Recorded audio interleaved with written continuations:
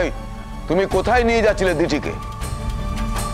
দিঠি হয়তো এখন আমায় বাঁচাবার চেষ্টা করছে, কিন্তু সেদিন সত্যি সত্যি আমি ওকে নিয়ে মজিদ চাচার ওখানে পৌঁছে দিতে যাচ্ছিলাম। দেখুন স্যার, অপরাধী নিজেই সত্যি কবুল করছেন।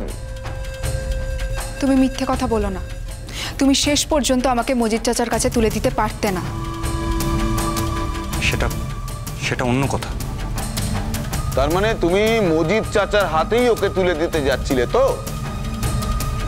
এ কথা ঠিক যে আমি মজিদ চাচার ওখানেই ওকে পৌঁছে দেবো বলে বেরিয়েছিলাম।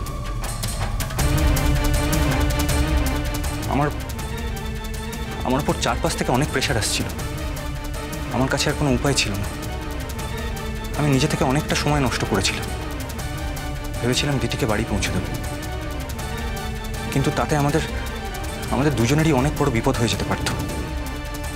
কিন্তু শেষ পর্যন্ত আমি মজিদ চাচার ওখানে দিঠিকে হয়তো তুলে দিতে পারতাম না। মিথ্যে কথা, সম্পূর্ণ মিথ্যে কথা। তোমার এই কথা বিশ্বাস করার কোনো কারণ নেই। দেখুন, আমার কথা অবিশ্বাস করার অধিকার আপনার আছে, কিন্তু সত্যি কথা বলার অধিকার আমারও আছে। তাই আমি সত্যিটা জানালাম। স্যার, আশা করি আপনি বুঝতে পারছেন এই ছেলেটি কত বড় অন্যায় করেছে মেয়েটিকে নিজের বাড়িতে রেখে।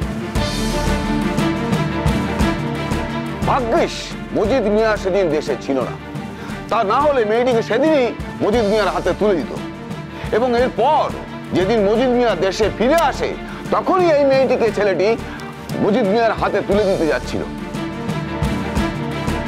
আর ঠিক সেই সময় পুলিশ সেখানে গিয়ে পৌঁছয় এবং মেয়েটিকে উদ্ধার করে, ছেলেটিকে অ্যারেস্ট করে। স্যার, একবার ভেবে দেখুন স্যার, যদি সেদিন সত্যি সত্যি ছেলেটি মজিদ মিয়ার হাতে এই মেয়েটিকে তুলে দিত, তাহলে মেয়েটির ভবিষ্যৎটা কি হতো? হয় তাকে জঙ্গি বানানো হতো, আর না হয় তাকে বিদেশে পাচার করে দেওয়া হতো। কিছু তো একটা করতো স্যার। মাননীয় বিচারক,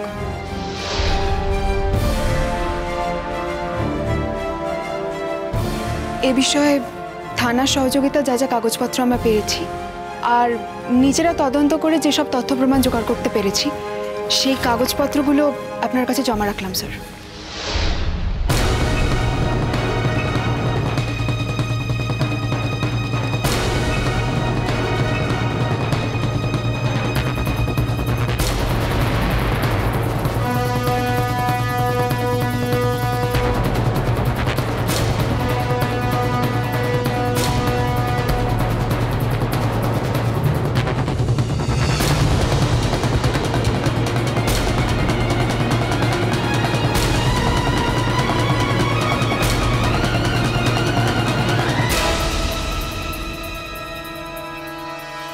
দেখছেন দেখছেন দিঠির কাণ্ডটা দেখছেন? কি করছে ও? সবার সামনে লজ্জা একেবারে আমার মাথা কাটা যাবে, আর কিচ্ছু বলার নেই।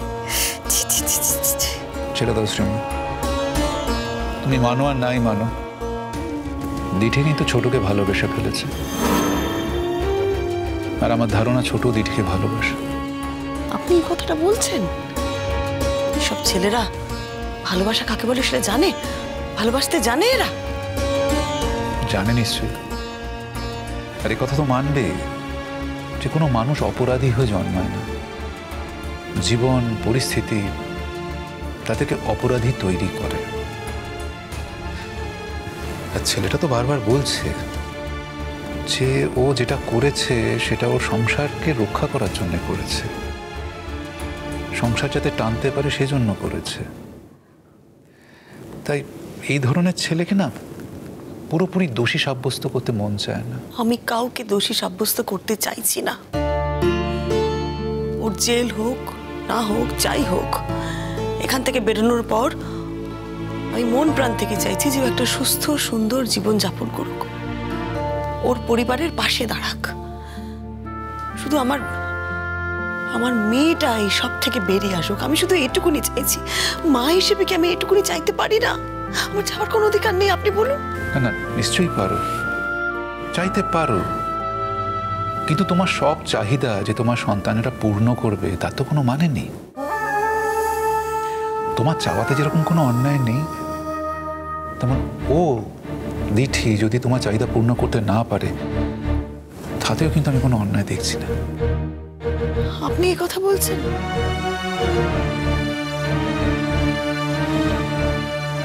দেখো, আজ দিঠি তো ছোটকে ভালোবাসে। হ্যাঁ, এটা কিন্তু এখন আর ইনফ্যাচুয়েশনের মধ্যে নেই, ভালো লাগার মধ্যে সীমিত নয়, ভালোবাসে। ভালোবেসে যদি তার ভালোবাসার মানুষকে অন্ধকার থেকে আলোর পথে আনতে চায়, তাতে আমি খুব একটা অন্যায় দেখি না। সবকিছু না সোশ্যাল ওয়ার্ক নয়। আমার মেয়ের জীবনটা অন্ধকারে তলিয়ে যাবে, আমি জানি সেটা খুব ভালো করে, তলিয়ে যাবে অন্ধকারে। হয়তো যাবে, হয়তো যাবে না, কিন্তু একটা কথা তো ঠিক, তুমি তো আপ্রাণ চেষ্টা করেছো, অনেক চেষ্টা করে ওকে আটকাতে চেয়েছো। যখন আটকাতে পারোনি তখন এটা বুঝতে হবে এটাই ভবিতব্য, এটাই ওর ডেস্টিনি, ওই ওর ভালোবাসা। ছেড়ে দাও, লেট ইট গো। তুমি একটু শান্ত হও শ্রীময়ী, প্লিজ। ওরা তো ছোটুকে অপরাধী বলে দাগিয়েই দিল। দেখো দেখো, ছোটু যে অপরাধ করেছে তা তো তুমি জানোই, আর অপরাধ করলে শাস্তি যে হবে এটাও তো আমাদের জানা। বলো, এখন দেখার এই অপরাধের শাস্তির পরিমাপ কতটা হয়। এরপরেও যদি ছোট দিটিকে ভুল বোঝে তাহলে আর কিছু বলার নেই মা। মেয়েটা কিভাবে রুখে দাঁড়াচ্ছে, আর তোর কিছু করার নেই।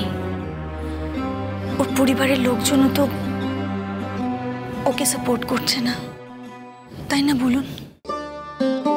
দিঠি যা করেছে আমাদের জন্য, এরপর আর সত্যি কিছু ওকে বলার নেই। যদি আমার ছোটুর শাস্তি এতটুকু কম হয়, সেটা পুরোটাই কিন্তু দিঠির জন্যই। আমি চিরজীবন ওর কাছে কেনা হয়ে থাকলাম, চিরজীবন। স্যার, আমারও আর কোনো প্রশ্ন করবার নেই। আমার আছে ইওর অনার।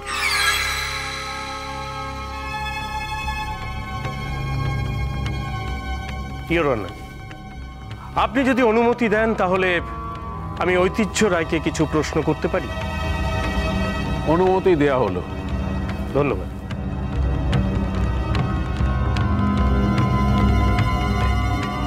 তুমি যখন 2 বছর আগে গাড়ি চালাতে শুরু করেছিলে তখন তোমাদের পরিবারের অবস্থা কেমন ছিল?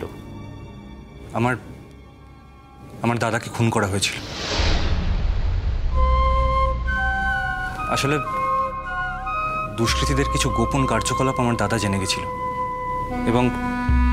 এবং থানায়ও তা জানিয়েছিল। এই দুষ্কৃতীদের হাতে আমাদের পাড়ার মেয়েরাও নিরাপদ ছিল না। পাড়ার লোকেদেরও বিভিন্ন রকম উৎপীড়ন করতো ওরা। আমার দাদা সেটা মানতে পারেনি। আসলে ছোটবেলা থেকেই আমার দাদা বিভৎস সাহসী আর অত্যন্ত সৎ। অবশ্য একজন অপরাধী এই কথাগুলো বলছে বলে আপনারা হয়তো বিশ্বাস করবেন না। আমি বিশ্বাস করছি, তুমি বলো।